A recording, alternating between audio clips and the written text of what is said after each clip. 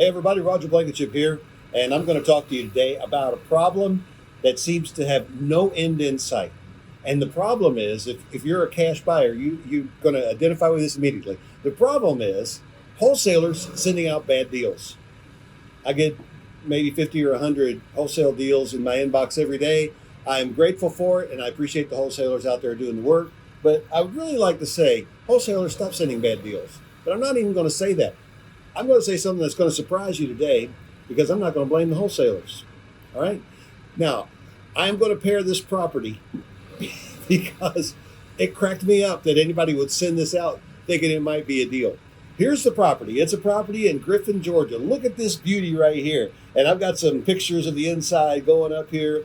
I don't know that there's a whole lot that can be done to fix this property and make it worthwhile, especially when you consider this. The seller wants $32,000 for it. I'm looking at it right here on my little iPad, and I've researched the comps. One of the comps, the best comp, is similar in square footage. It's 100 square feet more, and it's sold retail for $120,000. Great, that's awesome. Except the fact that it's 2 miles away. No, it's 4 miles away, and it's across a major highway, and it is in the best part of Griffin, bar none. I mean, there's one really kind of nice area in Griffin where all the rich people of Griffin live, and this house is right there. It's the same size and everything, but it is not a comp, not any way, no how. So the other two best comps come in at 100, and then the other one's at 70.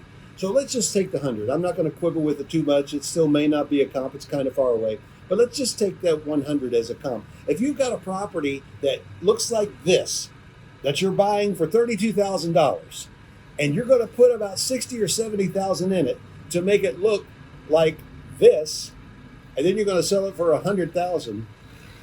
How much money have you made? No money. That's right.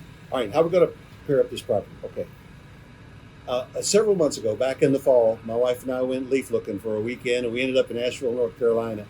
And there's a cigar shop there in Asheville. So I stopped in and talked to the guy. You know me, I'm always looking to make new friends. And he said, we roll our own. We've got some that have been aged back here for 10 years and some for 15 years. And I said, okay. I grabbed a handful of each one. I said, I'll try them. We'll see how it goes. He said, well, you're going to love them, I promise you, but also you're going to love these. He took me over to where he had big bundles of them shrink wrapped. And he said, we take the same fine tobaccos that we use to make these premium cigars, and the leftover bits and pieces, we roll them up into these and we sell them for $1 a stick. So I bought 25 of them for $25. And I got home, and let me tell you, it's terrible. I don't know if it's even worth $1. And so when I'm thinking about this house in Griffin and thinking about these cigars, I think, I've got a perfect match. All right, now look. Here's my good humidor. Those cigars don't make... This humidor is cigars that I intend to smoke sometime in the next, 3 to 6 months. Those cigars didn't make this.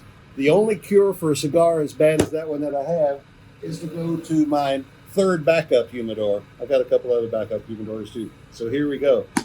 Here's the humidor. Got my water pillow in here trying to get some humidity here. And I'm going to hand one here to Jake because I'm going to let him try it here in a second. This is a no-name brand. And, it looks okay. It seems fine. You take it out. You give it a smell. And so maybe, 6 months in the humidor, I've done it some good. Get a little organized here. All right, I'm going to go ahead and get my cutter out here. We're going to get this thing rolling. Going back to the V-notch. Okay. All right. Let's light it up.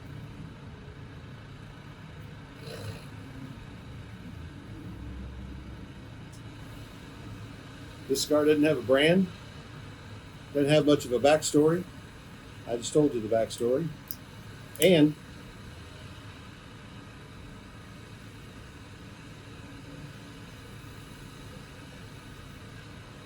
didn't have much of a construction. I will tell you this. This is never going to be an aficionado's cigar. It actually tastes better and draws better now after 6 months in the humidor than it did when I first got them. But still, nothing to write home to mom about. Okay, so what kind of whiskey are we going to pair this house with? I thought about it for a little while, and realizing what we were looking at in terms of this property, the optimum whiskey is Fireball cinnamon whiskey. That's right. And then I thought about it a little bit more. And it's a shame that I used the Kentucky Fire Cured cigars last week because fire as a cure is probably the best way to cure this house in Griffin. What you should do is take this. I'm not even going to taste it. There's a use for this, but it's not sipping. Okay, take this, pour it out on the front porch, light this, throw it in there, and you can fire cure the house. And that's the best match. Now look, I know it sounds like I'm being rough, and wholesalers, please don't stop sending me the deals. Okay, I may be rough on the wholesaler here for a minute, but here's the deal. Wholesalers wouldn't send out these deals if you cash buyers wouldn't buy them. So I'm not blaming the wholesalers. They're hustling. They're pounding the pavement. They're getting deals. They're getting the deals in. They're negotiating the best deal they can. Are they being greedy? Sometimes. Are they asking too much of a fee? Sometimes. But guess what? They wouldn't do that if you would never buy it. If you would just hold to your guns, use common sense, and buy the right thing, then they wouldn't be able to sell. Did I leave that in the camera frame? Sorry about that. So here's the thing. They wouldn't keep sending these deals out if you wouldn't keep buying them. P.T. Barnum said there's a sucker born every minute. And that doesn't mean the curious people who might pay to go to their circus and see the bearded lady and watch the elephants dance. That means some of you who have paid $50,000 to go to some hotel room guru's real estate training course, and you feel like you got to justify that course by buying anything that comes along. Just say no. Don't do it. Hold your fire. Let's use the power of the market to force the wholesalers to give us a better deal. How about that? In the meantime, find something better to smoke, find something better to drink, and I'll be finding better deals. That's it for today.